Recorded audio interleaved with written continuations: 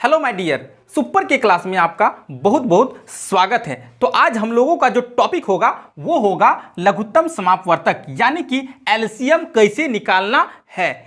सबसे पहले देखेंगे कि एलसीएम का जो फुल फॉर्म होता है वो क्या होता है। इसका फुल फॉर्म होता है लोवेस्ट कॉमन फैक्टर, और इसको हम लोग लीस्ट कॉमन फैक्टर भी बोलते हैं। ठीक है, हम लोगों ने दो प्रकार के क्वेश्चन को लिया है। ठीक है, ये जो क्वेश्चन है सबसे पहले इसको हम लोग भाग विधि द्वारा सॉल्व करेंगे।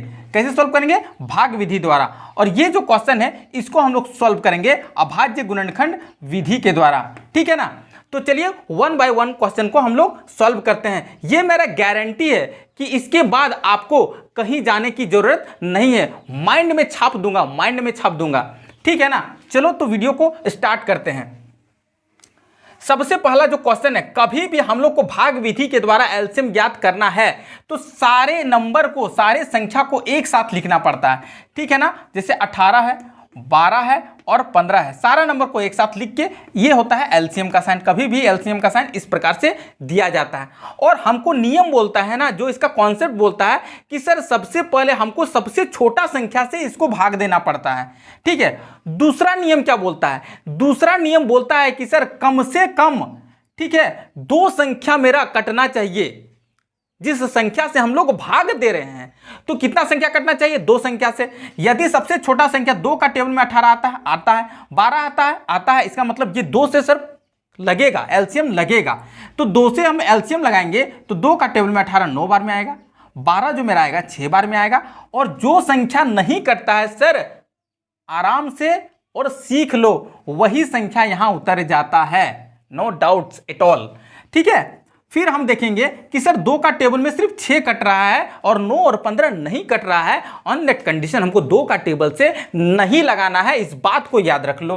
तो सर उसके हम आगे बढ़े 3 का टेबल से। ऑफकोर्स 3 का टेबल से 9 भी कटता है, 6 भी कटता है और 15 भी कटता है, यानी कि 3 का टेबल से इसको लगाना है। 3 तिया हो जाता है 9, 3 दूना हो जाता है 6 और 3 पचे हो जाता है 15। ठीक है, अब देखो ये क्योंकि अलग अलग संख्या आ गया है, इसीलिए दो संख्या एक साथ कभी भी नहीं कटेगा, यानी कि यहाँ पे हम लोग को हो जाना है स्टॉप और सीधा लिखना है LCM is equal to, LCM is equal to क्या हो जाएगा? 2 × 3 × 3 × 2 × 5।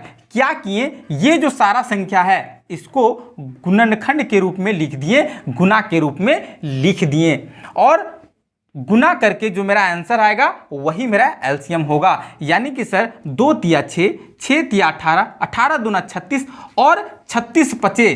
ठीक है, 36 पचे कितना होता है? 6 पचे 30 के 0 हाथ में 3, 3 पचे 15 और 3 18, यानी कि इसका जो करेक्ट आंसर हो जाएगा सर 180 आंसर हो जाएगा, है कि नहीं?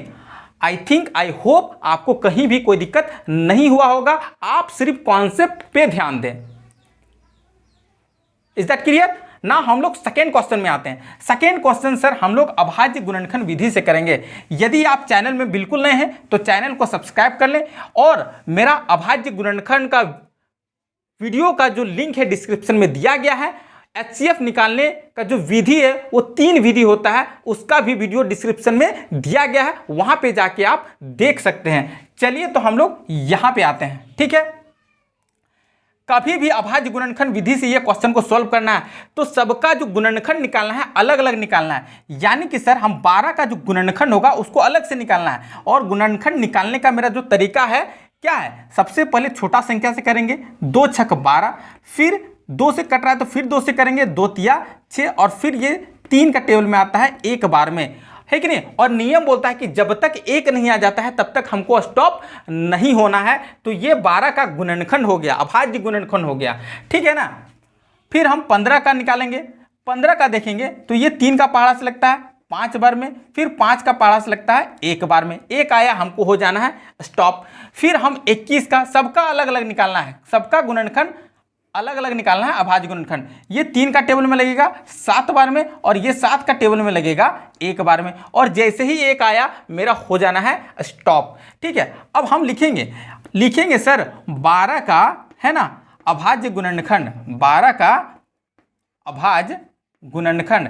तो 12 का अभाज्य गुणनखंड क्या है? 2 × 2 × 3 × 1, 2 × 2 × 3 × 1, ये मेरा अभाज्य गुणनखंड है। ठीक है, 15 का अभाज्य गुणनखंड, 15 का मेरा अभाज्य गुणनखंड क्या होगा सर? 15 का अभाज्य गुणनखंड होगा 3 गुना 5 होगा सर। कितना होगा? 3 गुना 5। और 21 का अभाज्य गुणनखंड, 21 का अभाज्य गुणनखंड, ठीक है, यहाँ पे मेरा 3 गुना 7 होगा सर। ठीक है, इस तरह से आपको एक पैटर्न में लिख लेना है। ठीक है, इस तरह से आपको एक पैटर्न में लिख लेना है। उसके बाद हमको यहाँ पे, क्योंकि अब बोल रहा है कि कॉमन, सब में कॉमन क्या है, कौन सा संख्या कॉमन है, तो देखो तो यहाँ 3 जो है मेरा कॉमन है, 3 जो है मेरा कॉमन है, उसको एक बार लिखना है। और एलसीएम इज इक्वल टू जो मेरा हो जाएगा, यहाँ जो कॉमन है उसको एक बार लिखना है और सारा नंबर को फिर उतार देना है। यानी कि इसका कॉमन है तो 2, इसका भी कॉमन नहीं है गधवा का तो ये भी उतर जाएगा, और इसका कॉमन नहीं है तो ये भी उतर जाएगा, और 7 का कॉमन नहीं है तो 7 भी उतर जाएगा। और क्योंकि 1 से गुना करेंगे कोई संख्या को तो उतना ही आता है, इसलिए इसको लिखने का जरूरत नहीं है कि नहीं।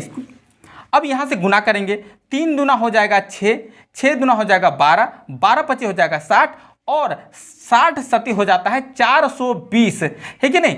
तो यानी कि इसका जो आंसर हो जाएगा वो हो जाएगा 420। यानी कि एलसीएम इज इक्वल टू मेरा कितना निकल के आया? 420 मेरा आंसर आ गया, है कि नहीं।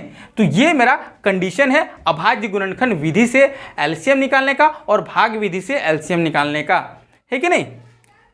तो चैनल में यदि अभी आप तक नए हो ना तो सब्सक्राइब कर लो, शेयर करो, लाइक करो। कुछ भी प्रॉब्लम है just you have to make a comment for the channels, ताकि हमको भी मोटिवेट मिलता रहे। फिर मिलते हैं नेक्स्ट वीडियो में, तब तक के लिए बाय बाय।